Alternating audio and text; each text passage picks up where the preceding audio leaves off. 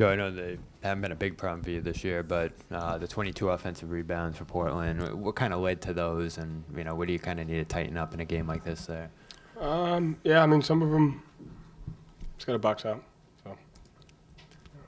And Delano, he ends up getting 28. What do you just see in a game like this that you guys worked on with him, and that he kind of grew in here to be able to have a night like that, as you talked about before the game? Yeah, I mean, we talked about it before. Every team you're on generates different opportunities, and so here it was kind of spot minutes and filling a small role, and he did great at that. And he goes to a different place, and they kind of empower him and kind of open up the opportunities for him, and that obviously gives you a little bit more confidence, a little bit more freedom when the playing time is more and.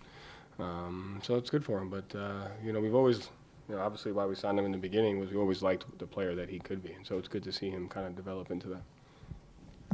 Joe, you went to Jaylen at the end of the first quarter to close it out, and it looked like when he was going back to the bench, you kind of stopped him, gave him a high five, and said something to him. What were you looking for in those minutes, and what did you say to him after that? Just giving him opportunity. So we were double big, but we went for the 2-for-1, and we could have closed it out. We closed it out 6-0, and those 4 seconds are super important. I can't remember what happened as to why they ended up. We got fouled, so they got the last shot, and like I said before, those seconds are super important. So any chance you can get to put a guy in.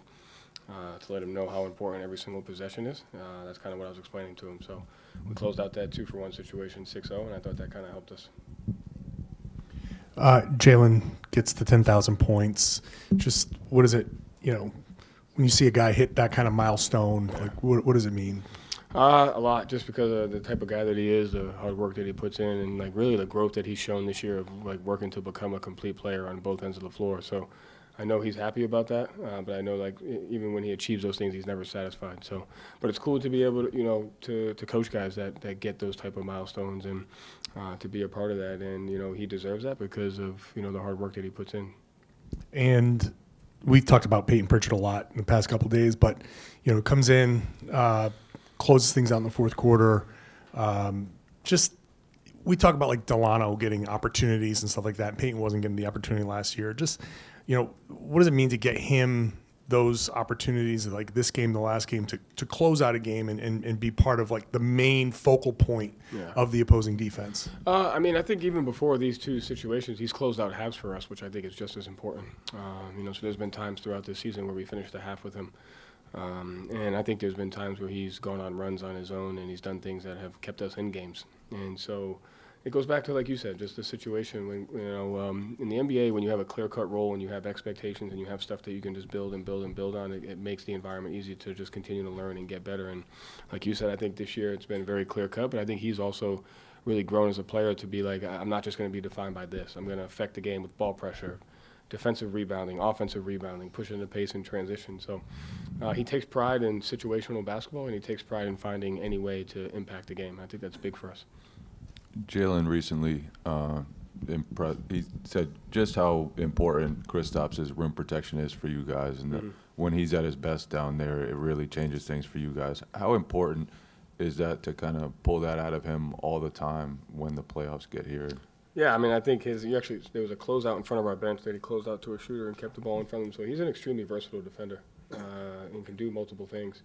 And so as much as we talk a lot about how he can help us on the offensive end in critical moments, he's shown that he can help us on the defensive end. I think the Philly game here, he switched on to Maxey, got a couple stops. So just his defensive versatility is huge for us down the stretch. Hey, Joe, how are you? You talked about it after the Kings game. You didn't even give me a chance to respond to that. It's a bad habit of mine. I do that at drive-thrus all the time. I say hi, but how are you? Yeah, sure.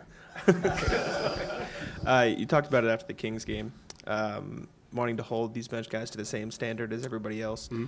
Now that we're down the stretch of the season, you're playing them for longer stretches in the fourth quarter. How rewarding is it for you and for them that they get to kind of show what they've been working on all season, staying ready in these bigger moments? They've done it all year. Like I said, everybody on that team has either started a game, finished the game at some point, or has been in significant minutes. So at this point, it's just continuing to just work on those things. And I think they all know that that's the standard because they work at it. So it's hard to forget some stuff because it's such a long year, but there was moments throughout the year where those guys were starting games and 4 or 5 in a row and back-to-backs. And so, just continuing to coach them up is the most important thing.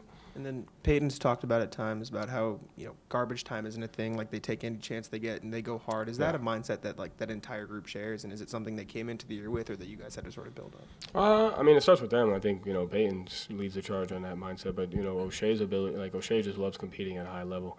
All those guys do. And, I think when those guys are in the game, there's no drop-off from the execution and the effort that we're trying to play with. So it's a credit to them.